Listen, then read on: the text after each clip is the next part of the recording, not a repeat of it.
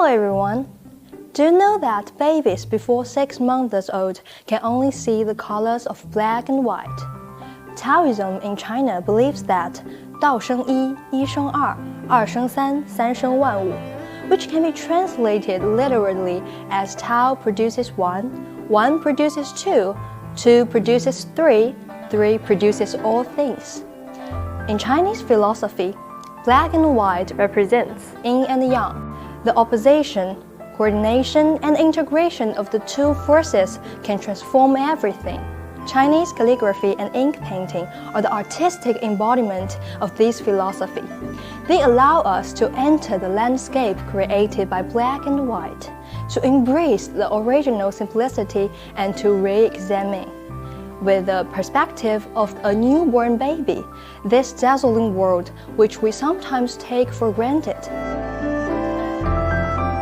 The famous artist Picasso once said, "If I were a Chinese, I would not be a painter, but a calligrapher. I would use my calligraphy to write my paintings." Calligraphy is an art treasure unique to China, can be traced back to the original symbols of Yangshao culture, which are not only the pictures for recording things in ancient times, but also the original hieroglyphics. The fact that calligraphy and painting share the same origin makes it possible that Chinese characters are endowed with the primitive artistic connotation from the very beginning.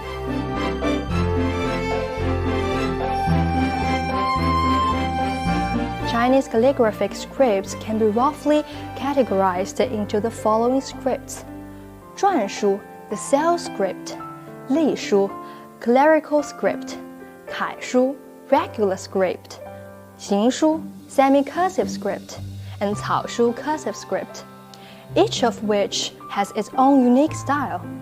The cell script is elegant. Clerical script is mellow. Regular script is standard.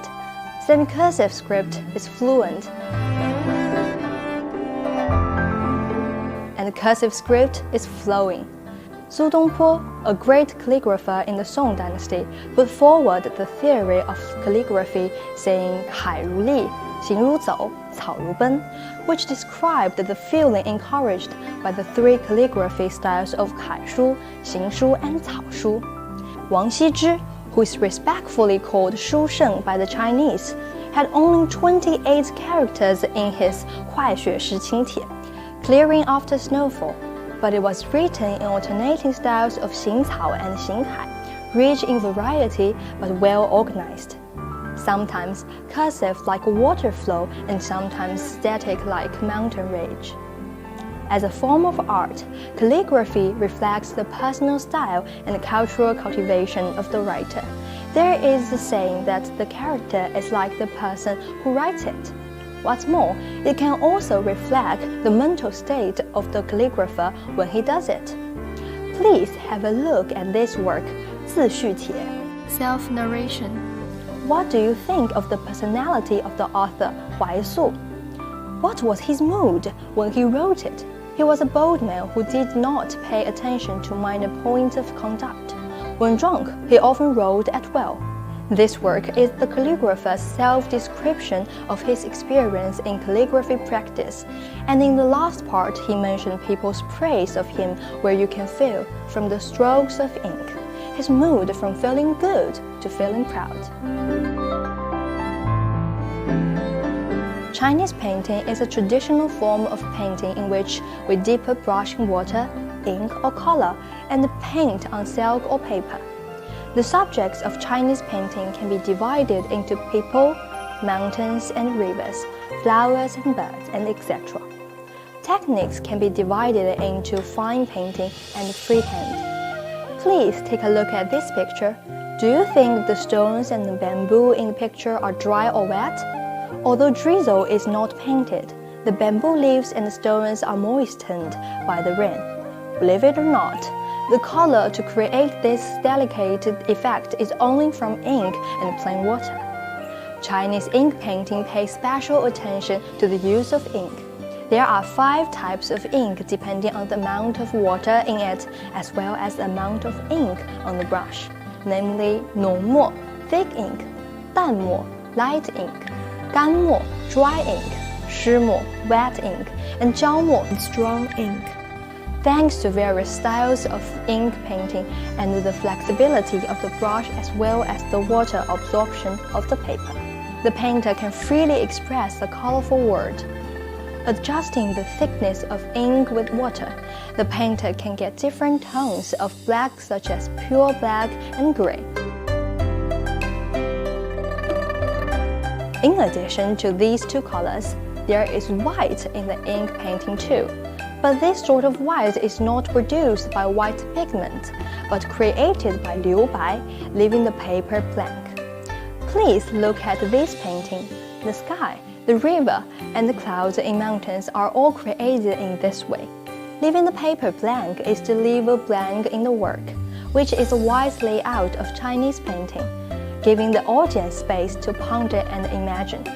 Chinese painting attaches great importance to blank space in the work where spirit flows and life flows.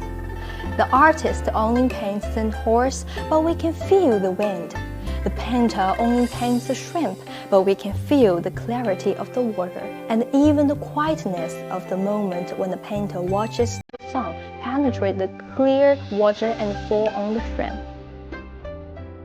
Chinese traditional paintings are not as realistic as Western traditional paintings. For example, Chinese painting is often not only a presentation of specific time and space, but a free combination of space to convey the artist's subjective intention. One of the most famous paintings in China is Fuchun Shanju Tu, Dwelling in Fuchun Mountains, a 6-meter-long painting by Huang Gongwang. The painter began this painting at the age of 80, and it took him 4 years to finish it. Ink painting, the mountains with different shapes, hundreds of trees with different poses, and the wide space outlined by them tell the story of a river stream and an old man. Sounds from fishing boats at night, woodcutters coming back late, the silence of the forest, and the flowing of quiet water. The painter's lifelong pursuit has condensed in this painting. In this section, we have discussed the unique Chinese calligraphy and ink painting with black and white as a primary color. They are not colorful, but fully display the Chinese style. Therefore, they can be the typical representative of Chinese art. That is the end of this lecture. See you in the next section.